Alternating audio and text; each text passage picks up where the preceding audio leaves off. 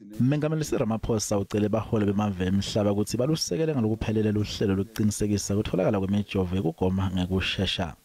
I-Afrika ngiyona ishayeke kakhulu ngengatholi lemijovo ngendlela lefanele njengoba kusebenze 0.6% kumijovo ekugoma kumavela asafufusa.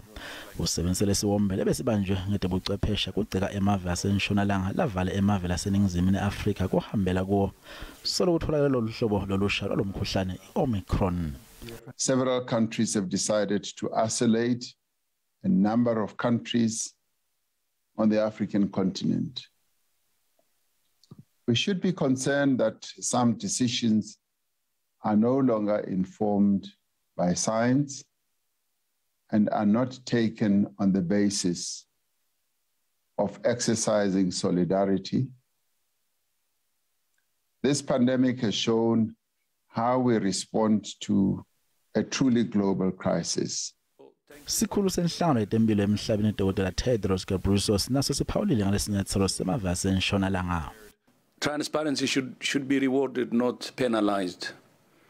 And we're also concerned that other countries may be discouraged to be transparent actually for the future. It has an impact. So we're very, very concerned. But at the same time, we're happy to see that Switzerland and France have reversed their decision. And I hope others will follow.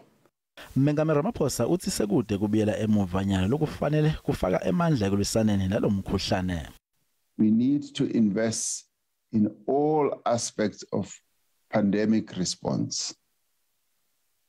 Alongside vaccination, testing, and genomic surveillance are needed to identify disease hotspots and to track the emergence of new variants.